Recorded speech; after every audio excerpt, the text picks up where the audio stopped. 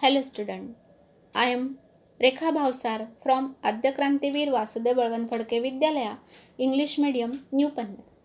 Today we are going to start Standard 8 Science, Chapter number 1 Living World and Classification of Microbes.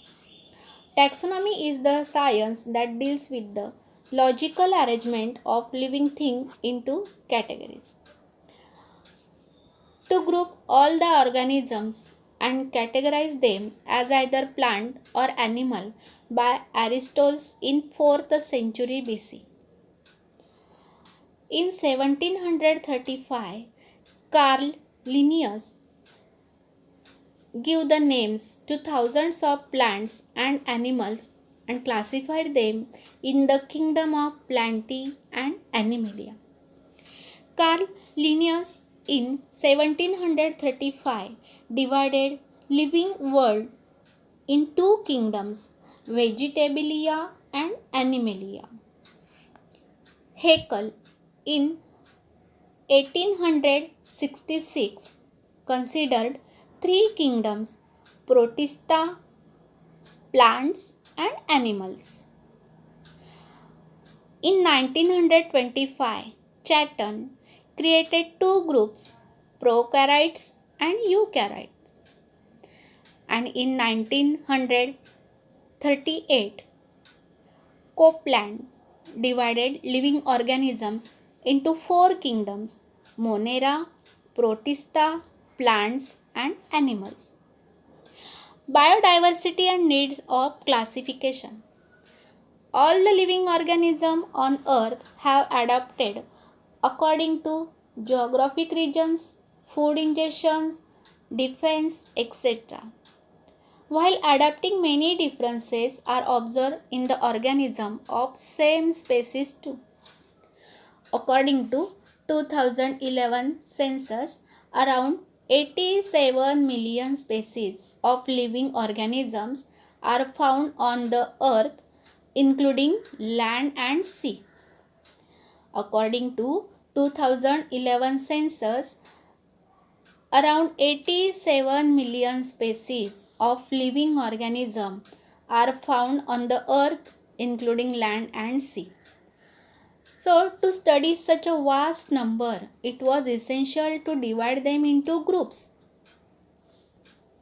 So, groups and subgroups were created considering the similarities and differences among the living organisms.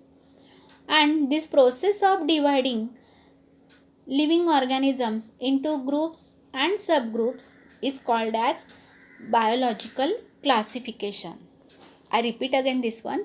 This process of dividing living organisms into groups and subgroups is called biological classification. Student, see in this picture, some microorganisms are there. Which are they? One as bacteria, then fungi, protozoa, algae. Right? You have to learn one by one. Living organisms. 5 kingdom system of classification. Robert Harding Whittaker in 1920 to 1980 was an American ecologist. In 1969, he divided living organisms into 5 groups. Living organisms, first see in this flowchart, living organisms first divide two groups, prokaryotes and eukaryotes. Then prokaryotes again subdivided into unicellular. Unicellular means there is a single cell organism. That single cell as a kingdom first, Monera. Eukaryotes again divided into two subgroups, unicellular and multicellular. You know the unicellular, which is a single cell, multicellular means number of cells. Unicellular in eukaryotes divide the second kingdom, Protista. In eukaryotes, multicellular, which is divided into 3 kingdoms, kingdom third, fungi, kingdom 4th plantae, and kingdom 5 animalia. In kingdom 3 fungi, cell wall present but organism cannot perform photosynthesis. This is the main characteristics of fungi. Cell wall is present but organisms cannot perform photosynthesis. Kingdom 4 plantae, cell wall present and organisms can perform photosynthesis. And in animalia, no cell wall is there. This is the flowchart of 5 kingdom system of classification. For this classification, Whittaker considered following criteria. First one, complexity of cell structure, means prokaryotic and eukaryotic. Second one, complexity of organism, means unicellular and multicellular. Third one, mode of nutrition. Third one is mode of nutrition. Plants, autotrophic, photosynthetic is there. Fungi, saprophytic, absorption from dead organisms, and animals, heterotrophic and ingestive. Fourth one, lifestyle.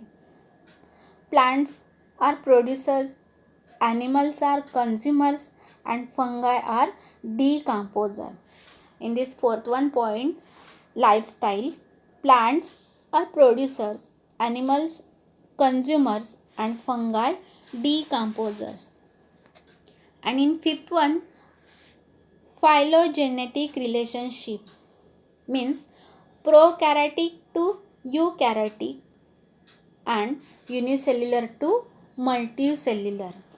In phylogenetic relationship, prokaryotic to eukaryotic and unicellular to multicellular. Now see student, kingdom 1, Monera. For this, one activity is there. Take a small drop of curd or buttermilk on a clean glass slide. Dilute it with a little water. Carefully keep cover slip and observe under high power of compound microscope. What did you see? You see moving small rod-like microbes. You see small moving rod-like microbes are Lactobacillia bacteria. All type of bacteria and blue-green algae are included in the kingdom Monera. All type of bacteria and blue-green algae are included in the kingdom Monera. Now see the characteristics of kingdom 1 Monera. First one is all the organisms are unicellular. In this kingdom 1 Monera, all organisms are unicellular. They may be autotrophic or heterotrophic. And third one is these are prokaryotic cells without distinct nucleus or cell organelles. Student, see here some pictures, some figures of the organisms from kingdom Monera. Coccus is this one, then Isoporus, Bacterinos, Bacillus, then Spirolos. Now this one as a cytoplasm, because in this one characteristics is that they may be autotrophic. When the autotrophic is there, then from the there is a plasma membrane is there, cytoplasm is this one, cell wall is included also. Okay, now then next one, kingdom 2nd, Protista. Again one activity for this one, prepare a temporary amount of 1 drop of pond water on a glass slide. Again observe it under a low power or high power of microscope. Then you will find some motile microbes with irregular shape, and these are amoeba. See here in this picture, amoeba is this one. This picture as a paramecium, this one as a euglena, this one as a euglena, this one as a amoeba, and this one is a paramecium. Now what are the characteristics of protista? First one, protista is a single-celled organism with well-defined nucleus and enclosed in a nuclear membrane. Protista are single-celled, unicellular organism with well-defined nucleus enclosed in a nuclear membrane. They have pseudopodia or hair-like cilia or whip-like flagella for locomotion.